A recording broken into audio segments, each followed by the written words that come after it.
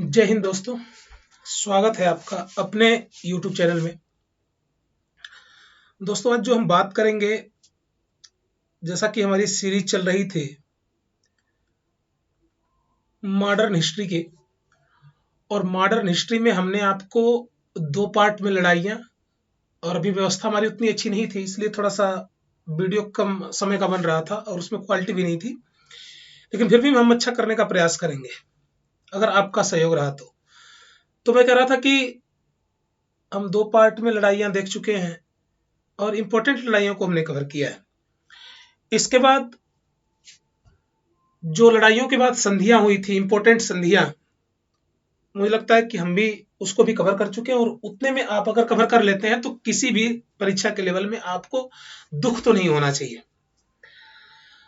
आज का जो हमारा विषय है काफी इंपॉर्टेंट है, जो कि मतलब कि ये लेवल का किसी का ये परीक्षा में नहीं कि सुपर टेट में आएगा तो पुलिस में नहीं आएगा, एसआई में नहीं आएगा। जबरदस्त टॉपिक है आज का, और ये है सर आपका बहुत इंपॉर्टेंट टॉपिक, जिसका नाम है भारत में सामाजिक धार्मिक सुधार आंदोलन। ठीक है, तो अगर बात करें तो आज का हमारा महत्वपूर्ण बिंदु है भारत में सामाजिक धार्मिक सुधार आंदोलन। अर्थात नाम से ही क्लियर हो रहा है कि कहीं ना कहीं अब जो हम पढ़ने वाले हैं, जो भारत में समाज में परिवर्तन हुआ है और समाज में जो कुरीतियां थी उसको लेके आंदोलन चला है। इसके बाद धर्म के ऊपर भी कई कुरीतियां छा चुकी थी, और उन्हें लेके जो सुधार आंदोलन हुआ है उसी के बीच में चर्चा हम करेंगे। जैसा कि आप जानते हैं कि भारत अंग्रेजों का गुलाम था, उससे पहले मुसलमानों का गुलाम था, और मुझे लगता है कि जब से भारत ने अपना अस्तित्व संभाला तब से गुलामी के जंजीरों में ही झगड़ा है। लेकिन आने के लिए तो भारत में बहुत से विदेशी लोग आए, ईरान के लोग आए, अफगानिस्तान के लोग आए, लेकिन वे लोग आए तो या तो चले गए या तो भारत के मिट्टी में रम गए। लेकिन जब भारत में पुर्तगालियों और ब्रिटिशों का आगमन हुआ तो कहीं ना कहीं इनका, जब ये भारत आए तो भारत की संस्कृति, सभ्यता, लोगों का बिहेव देख के समझ चुके थे कि भारत में रहना बड़ा इजी है। और मुझे लगता है कि ईसाइयों का भारत आने का प्रथम जो उद्देश्य था वो भारत में ईसाई धर्म का प्रचार करना, और द्वितीय उद्देश्य था व्यापार करना। तो कहीं ना कहीं जब भारत में उनका प्रभाव स्थापित हुआ तो उनकी सभ्यता जब भारत में आने लगी, और वे लोग भारत में जब भारतीय लोगों को, जो कि हिंदू रिलीजियस से बिलोंग करते थे, उनके धर्म की कुरीतियों की दुहाई देकर उन्हें ईसाई धर्म में परिवर्तित करने लगे, तो भारत में कई ऐसे समाज सुधारक हुए जिनको ये सोचने पर मजबूर होना पड़ा कि साहब ऐसा क्या है भारत के या हिंदू धर्म में कि जिसे लोग त्याग कर, ठीक है ना, ईसाई धर्म में कन्वर्ट हो रहे हैं या ईसाई धर्म को स्वीकार कर रहे हैं। बहुत बड़ी समस्या थी। तो आज हम इसी बात पे चर्चा करेंगे। आज का जो हमारा बिंदु है वो भारत में सामाजिक, ठीक है ना, और धार्मिक सुधार आंदोलन से है। तो पहली बात कि हम यहाँ पे नीचे एक और टाइटल दिए हैं कि सर इसकी आवश्यकता पड़ी क्यों, क्या जरूरत था समाज में सुधार का, अर्थात उस समय का परिदृश्य क्या था। देखो पहली एक बात कि इस वीडियो को हम 3 भागों में बांट के पढ़ेंगे। आज पार्ट नंबर 1 जाएगा, और पार्ट नंबर 1 के बाद कल पार्ट नंबर 2, फिर परसों पार्ट नंबर 3। और मैं यही प्रयास करूंगा कि लगभग हर बिंदु पर, क्योंकि ये तो क्लास है नहीं तो क्लास में हम 1.5 घंटा 2 घंटा क्लास लेते हैं, लेक्चर, और फिर भी समाप्त नहीं हो पाता है। हर बिंदु पर बहस होती है, उसमें बातें भी होती हैं कुछ, लेकिन हम सोचेंगे बिना बातें क्यों है, हम हर बिंदु पर मतलब उस बिंदु पर चर्चा कर दें जिसे लगभग समस्या पूरी क्लियर हो जाए। जो भी समस्या हो हमें दुख ना हो उसमें, बस ये हमारा एक उद्देश्य है। तो भारत में सामाजिक धार्मिक सुधार आंदोलन का मैंने टाइटल रखा है, ये जरूरत क्यों पड़ा, इसकी आवश्यकता क्यों पड़ी, क्या उस समय का परिदृश्य था। तो पहले तो पूरा ओवरव्यू, एक बेस समझ लेते हैं कि क्या कंडीशन था भारत में, ठीक है ना, लोग क्या चाहते थे, उस समय का परिदृश्य क्या था, कितने आधार में, जैसे एक ये भी उदाहरण दिया जाता है कि जातिगत व्यवस्था एकदम जकड़ी हुई थी, उसके बाद छुआछूत, यह भी बड़ा परेशान था। इसके बाद आडंबर, यह भी बहुत था। इसके बाद सबसे बड़ी बात थी स्त्रियों की दयनीय दशा। उस समय के पूरे परिदृश्य को समझने का प्रयास करेंगे। था क्या, मतलब कि थोड़ा सा आप अभी वर्तमान के जीवन से पीछे जाके देखना कि जैसे आज के 20 साल पहले ही हमारे यहाँ जातिगत आधार पे भी कितना हिंसा हिंसा होता था, कितना पीड़ा होता था, लोगों को पीड़ा दिया जाता था, दुख दिया जाता था। और दूसरा, स्त्रियों की कंडीशन आज के 10 साल पहले क्या थी वो भी देख लेना। तो जब ये इस समय की बात है, आज के 10 साल और 20 साल पहले की बात है, तो जो आज के 200 साल पहले, 250 साल पहले हुआ है, उस समय की घटना का जिक्र क्या कह सकते हैं हम। आज हमारे यहाँ 70% लोग पढ़े हैं, अभी भी लड़कियां 65 और 60% पढ़ी हैं, शिक्षित है। तो सोचो कि जब ये परिदृश्य 2021 और 20 में ये है, तो साहब 1857 में, 1833 में और 1818 में क्या कंडीशन रहा होगा भारतीय समाज में शिक्षा का। यानी कि कहीं ना कहीं रूढ़िवादी परंपरा भारत को जकड़े हुई थी एकदम घनघोर रूप से। तो चलते हम बात करते हैं कि साहब ये आवश्यकता क्यों पड़ी। तो मैंने कहा आपसे कि भारत में सामाजिक धार्मिक सुधार का कारण क्या था, क्या कारण था, ठीक है। तो पहले कारण को समझते हैं। जैसे अगर मैं बात करूं तो सामाजिक धार्मिक सुधार का कारण, इसकी जरूरत क्यों पड़ी, मैं पहले ही बोल चुका हूं लेकिन अभी फिर बोलूंगा कि जरूरत क्यों पड़ी। एक बात याद रखना कि जब जब समाज में बुराइयां बढ़ती हैं तो उसके पीछे, उसका पीछा एक और तथ्य करता रहता है, वो समाज की अच्छाइयां। अगर कोई व्यक्ति अपने पतन के शिखर पर मतलब कि नहीं कहते हैं कि विकास के ऊंचाइयों को छू रहा है, तो कहीं ना कहीं उसके पीछे उसका एक और चीज पीछा कर रहा है, वो है उसकी बुराइयां, और उसको पतन करने की जो एक श्रृंखला है वो उसके पीछे है। अगर वो अपनी मानवता या जिस कोण को ध्यान में रख के वो शीर्ष पर जा रहा है, अगर जहां से उससे माइनस जाता है तुरंत उसका पतन स्टार्ट हो जाता है। हम प्राचीन काल से ही सुनते हुए आ रहे हैं कि भारत विश्वगुरु था, सोने की चिड़िया था। और ऐसे देश में फिर से, जिस देश में सोने की चिड़िया का मतलब ये नहीं कि भारत सोने का पंख लगा होगा, नहीं, मतलब कि यहाँ पे सभी लोग समृद्ध थे, स्त्री पुरुष में कोई भेद नहीं था। तभी हम उसको कह सकते हैं सोने की चिड़िया, तभी हम उसको कह सकते हैं विश्वगुरु। गुरु का मतलब जिसको सब कुछ पता हो साहब, उसे कह सकते हैं। लेकिन ये बुराइयां आई कैसे, और बुराइयां थी क्या। पहला कारण मैंने कहा कि भारत में एक जो पहली बुराइयां है, ठीक है ना, ये आपका सामाजिक धार्मिक सुधार के परिप्रेक्ष्य में ये है कि धार्मिक व सामाजिक कुरीतियां, बहुत बड़ा फैक्ट सा, ठीक है ना, धार्मिक व सामाजिक कुरीतियों का। देखो ध्यान से समझना। अब देखो इसके बाद अगर बात करेंगे तो ये जो महिलाओं की दयनीय दशा थी, है ना, दयनीय दशा क्या है उस पर भी चर्चा करेंगे। और तीसरा नंबर है जातिगत भेदभाव की समस्या। ये तीनों समझना, यानी कि धार्मिक और सामाजिक कुरीतियां, महिलाओं की स्थिति, पहला तो ये है, दूसरा ये और तीसरा ये, तीनों की बात कर लें। और तीनों पे, और यही तीनों में सामाजिक धार्मिक सुधार करने की जरूरत थी। पहला टॉपिक कि धार्मिक व सामाजिक कुरीतियां। धार्मिक कुरीतियां क्या है और सामाजिक कुरीतियां। सामाजिक कुरीतियां में बहुत बड़ी सामाजिक कुरीतियां थी, अंधविश्वास, आडंबर। 1857 की क्रांति का एक और कारण है अंधविश्वास।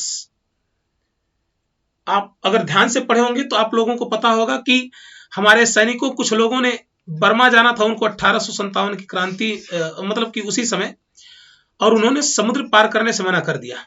वो बोले कि हम समुद्र पार नहीं करते हैं।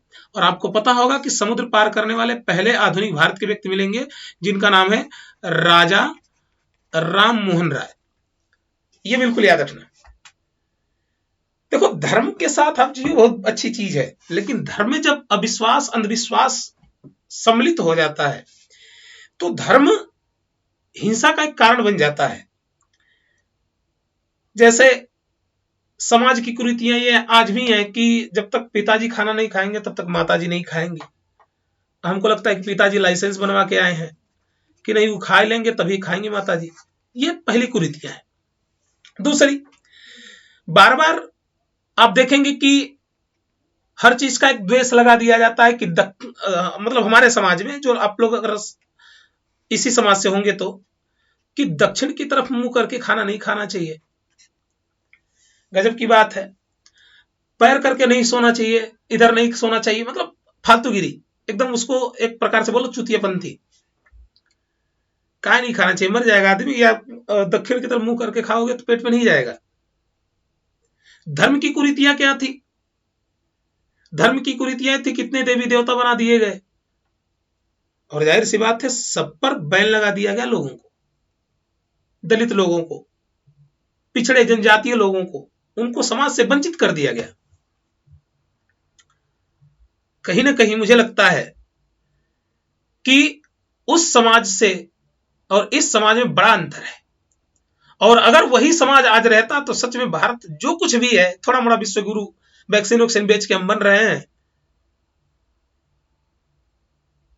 थोड़ा मोड़ा हवाबाजी कर रहे हैं हम, और वो भी नहीं हो पाते। दूसरा कारण, हमारे यहां महिलाओं की जो स्थिति है काफी दयनीय है सर। एक मिनट, थोड़ा इसको इरेजर कर दें, थोड़ा रुकना। महिलाओं की जो स्थिति है वो बिल्कुल दयनीय है सर, बिल्कुल दयनीय।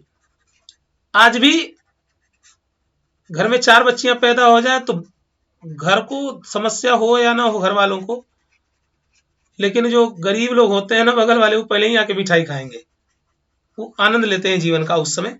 खैर, होना भी चाहिए, ये सोच है हमारी और हमारे लोगों की समाज में।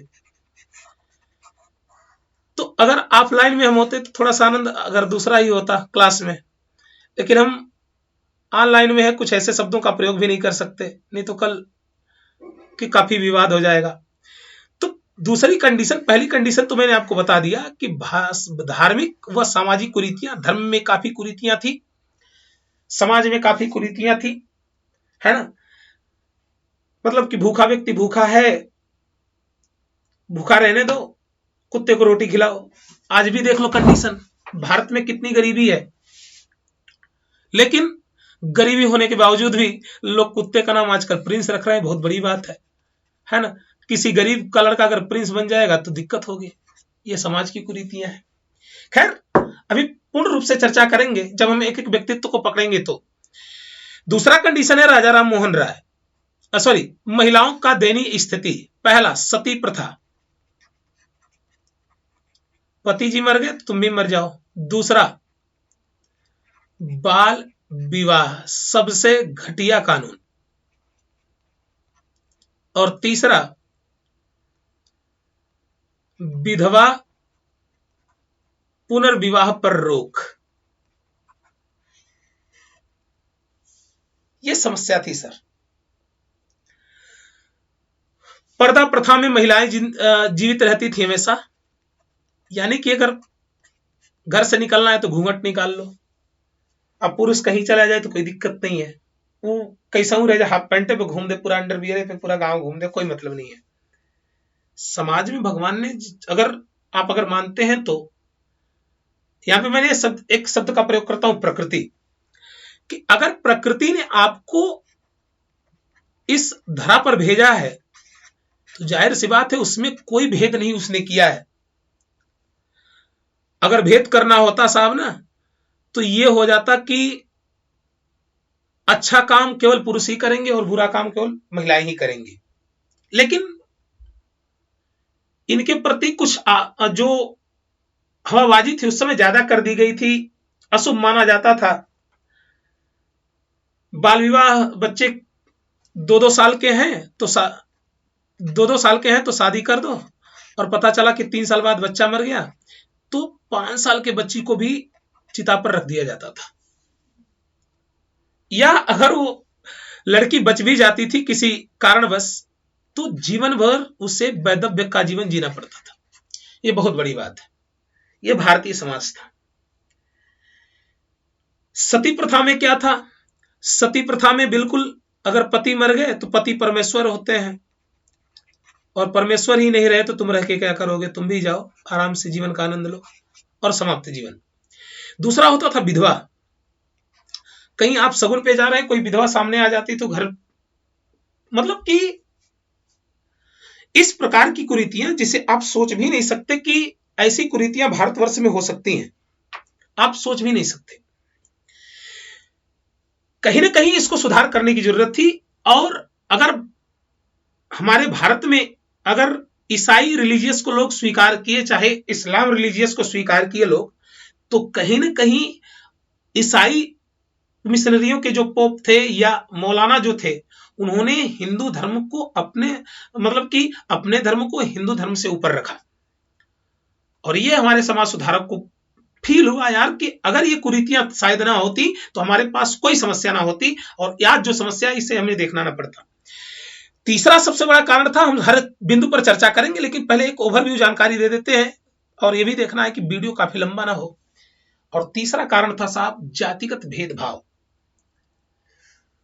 मुझे लगता है कि अगर जातिगत भेदभाव ना होता तो मुझे लगता है कि 1091 में जो मोहम्मद गौरी 91 और 92 में युद्ध जीत के जाता है, अरे गजनी,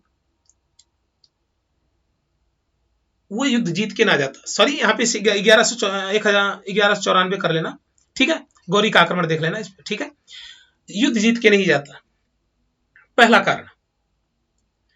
दूसरा कि गौरी ऐसा बेहाया लुच्चा लफंगा आदमी पृथ्वीराज चौहान को नहीं हरा सकता।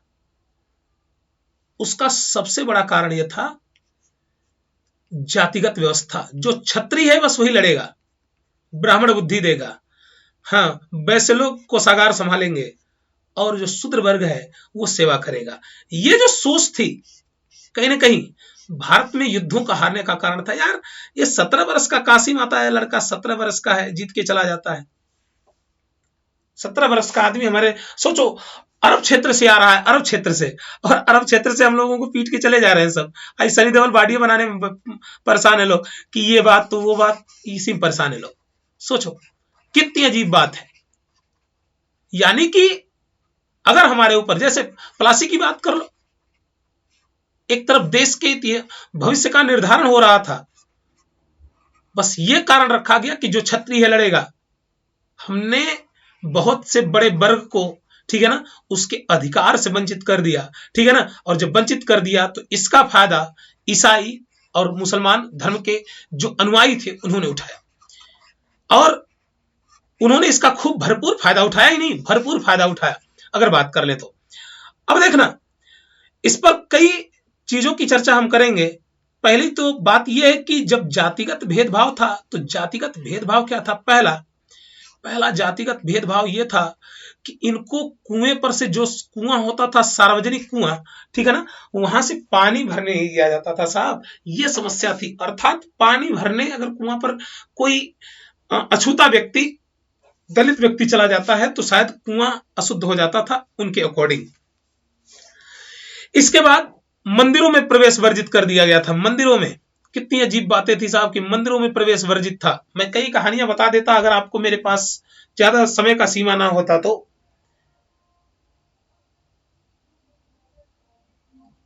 विशेष पद पर उनको नौकरियां नहीं मिलती थी।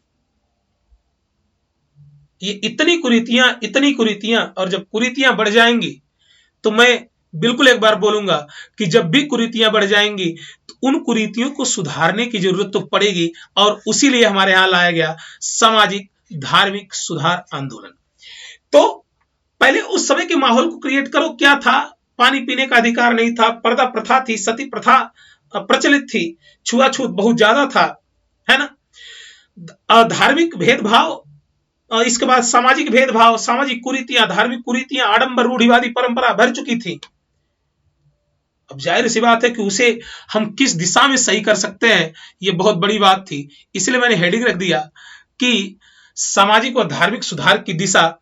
तो सामाजिक व धार्मिक सुधार की दिशा की सबसे बड़ी बात यह थी कि अगर किसी भी समाज को सुधारना है तो समाज का एक पहलू सुधारने से कुछ नहीं होगा, उस समाज के दूसरे पहलू को सुधारना पड़ेगा, और समाज के दूसरे पहलू होती हैं स्त्रियां या औरतें। जाहिर सी बात। देखो, अगर आप भी उस परंपरा में जी रहे हो, आज भी मैं देखा हूं कि कई घरों में ये ऐसी चर्चाएं होती हैं कि लड़की है, दूसरे का धन है तो कर शादी कर दो, या अगर वो अपने से मनपसंद से शादी कर लेती है तो बड़ी बुराइयां होती हैं। लड़का है अपने मनपसंद से शादी कर लिया तो पूरा ढोल बजा दिया जाता है कि नहीं भैया बहुत बढ़िया काम किया है, हाँ? मतलब कि अभी भी ये परंपरा है। कहाँ है? आपके में आरबीसी घूमता है, उसके में डब्ल्यूबीसी घूमता है, दोनों तो बराबर है ना। आपके में भी आरबीसी है, उसके में भी आरबीसी है ना। आपके भी नाक है, उसके भी नाक है, आपके भी कान है, उसके भी कान है, बाली तुम भी पहन लो, पहनना चाहिए तो। इसमें बड़ी परंपरा है साहब। देखो ना कितनी अजीब अजीब परंपरा है। पहला नंबर देखना, पहला नंबर ये है कि हमारे यहाँ सिंदूर केवल कौन लगाएगी? औरतें ही लगाएंगी। अब समझना मंगल पांडे कहना क्या चाहता है। अरे तुम भी लगा सकते हो साहब, तुम लगा तो काटेगा थोड़ो। दूसरा, अगर आपको लड़की को दूसरे के घर यानी कि लड़के के घर जाना होगा, अरे लड़का लड़की घर चला जाएगा तो क्या दिक्कत है? कितनी अजीब बातें थी। आज भी ये समस्या है। लोग कहते हैं कि स्त्रियों का विकास हो रहा, नहीं, हम कह रहे हैं कि अभी तो प्रारंभ, मतलब ये प्रारंभ एक अवस्था है और बदलेगा कब? जब पहला कंडीशन और दूसरे कंडीशन लागू हो जाएंगे। हमारे यहाँ अब तो थोड़ा सा, पहले ये होता था कि लड़कियां गई, ससुराल वाले दहेज के को लेकर किसी अन्य कारण को लेकर जला दे, मार दे, बस मिट्टी घर तक आती थी। और इसीलिए प्रयोग किया जाता था लड़कियों के लिए दूसरे का संपत्ति या दूसरे का धन। उन्हें सार्वजनिक पिता के संपत्ति में अधिकार नहीं था। कितनी राज की बात है।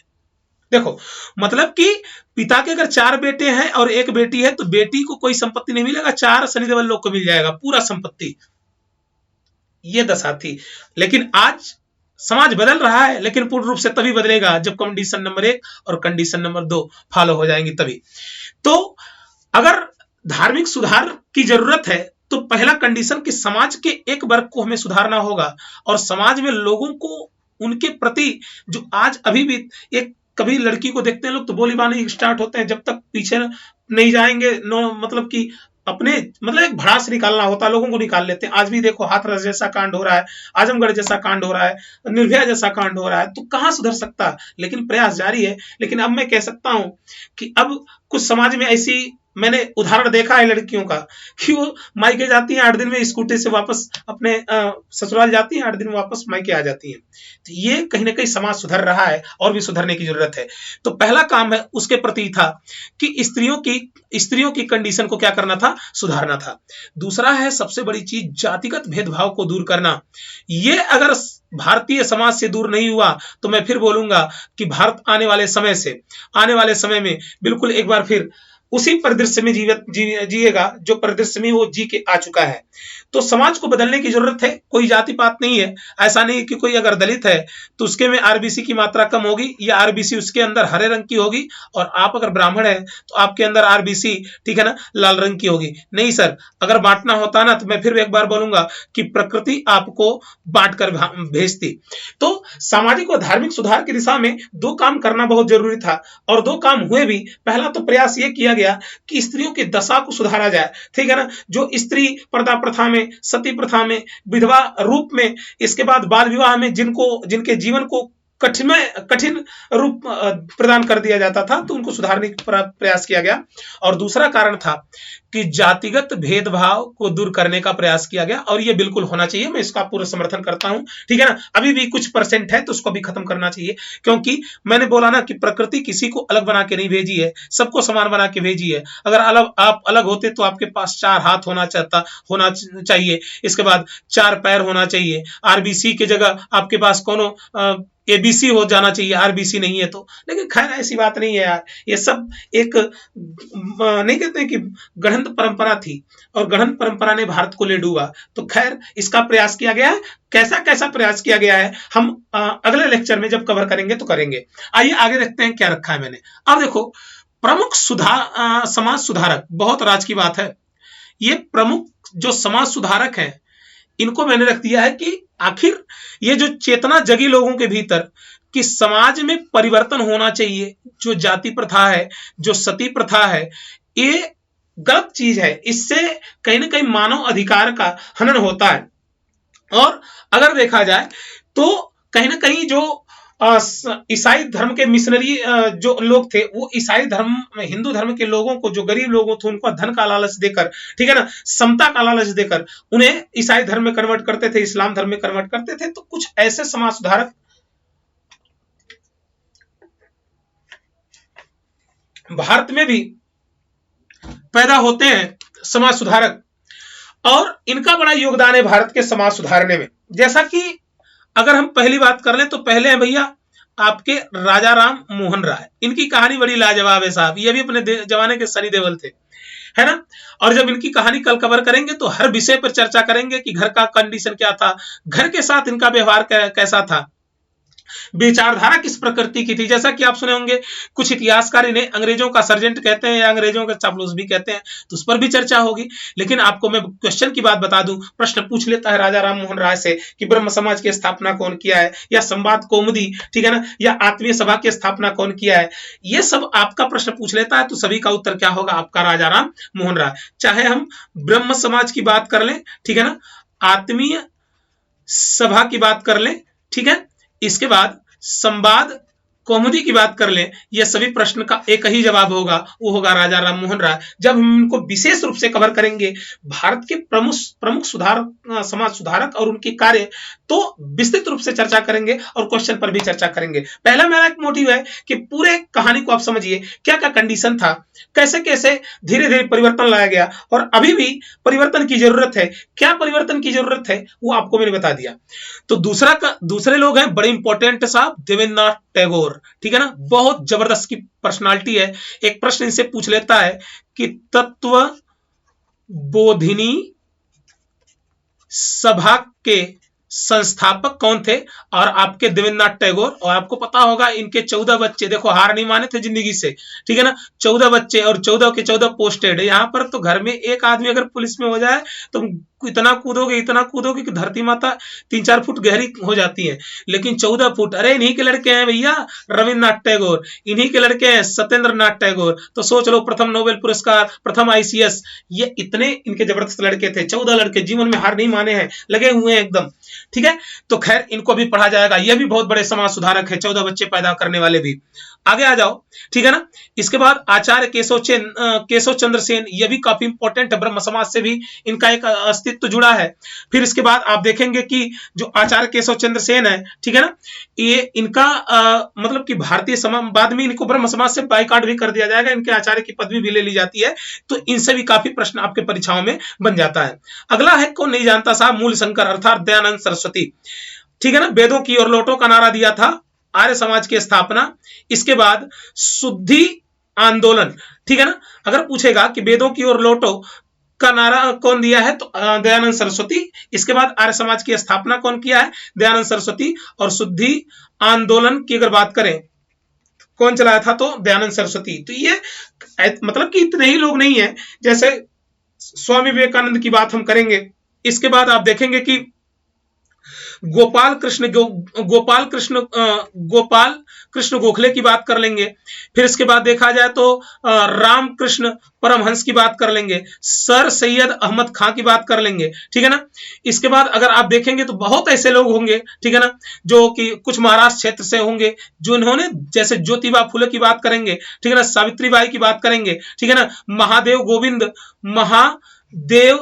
गोविंद रानडे की बात करेंगे। तो ये सब काफी ऐसे लोग हैं, ठीक है ना, जिनका समाज सुधारने में या प्रयास करने में बहुत बड़ा योगदान है, ठीक है।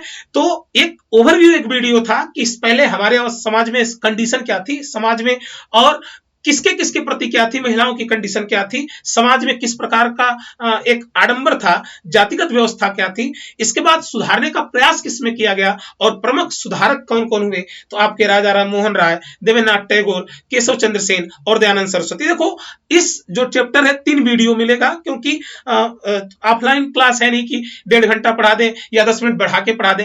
यहां पर क्या होता है कि थोड़ा सा नेट की समस्या होती है, तो इसलिए हर चीज को ध्यान में रखते हुए ये मैंने लेक्चर कवर किया। लेकिन इसके बाद याद रखना कि अगर आप तीनों पार्ट को, पार्ट नंबर, अगर जो पार्ट 3 आ रहे हैं, अगर तीनों को देख लोगे तो मैं इतना विश्वास के साथ कह सकता हूं कि आपको कोई समस्या, किसी भी परीक्षा में कोई समस्या नहीं होगी। इस बात को याद रखना। तो कहीं ना कहीं यह समझने की जरूरत है कि किस प्रकार भारतीय समाज परिवर्तित हुआ और अभी भी किस प्रकार परिवर्तित हो रहा है। तो कल हम राजा राम मोहन राय और देवेंद्रनाथ टैगोर, केशव चंद्र सेन, दयानंद सरस्वती, इन सभी को एक एक करके कवर करेंगे, ठीक है ना। और मुझे उम्मीद है कि आप बिल्कुल वीडियो को पसंद भी कर रहे हैं, ठीक है ना, लोगों तक पहुंचा भी रहे हैं। देखो यार, सबसे बड़ी चीज है कि अगर आप हमारा हौसला बढ़ाओगे ना तो हम और आपको एकदम जबरदस्त कंटेंट ला के देंगे, ये बात याद रखना, बिल्कुल इसमें कोई शक नहीं है। जैसे भी हमने आपको एक इन्वायरमेंट का जो सिलेबस स्टार्ट किया 6 या 5 मिनट का वीडियो, ये बहुत जबरदस्त टॉपिक है जो कि आपके लिए काम करेगा। मॉडर्न हिस्ट्री के बाद आपको अगर कोई सब्जेक्ट पढ़ना या कोई बिंदु पर समझ में नहीं आ रहा है, जैसे कि सर 1962 का युद्ध हुआ, 1971 का युद्ध हुआ, तो आप उसे कमेंट में कर दो, मुझे जब भी समय मिलेगा, ठीक है ना, मैं उसके ऊपर वीडियो बिल्कुल बना दूंगा, ठीक है। लेकिन आप हमारा सपोर्ट करो, ठीक है। तो आज के लिए इतना ही। जय हिंद, जय भारत।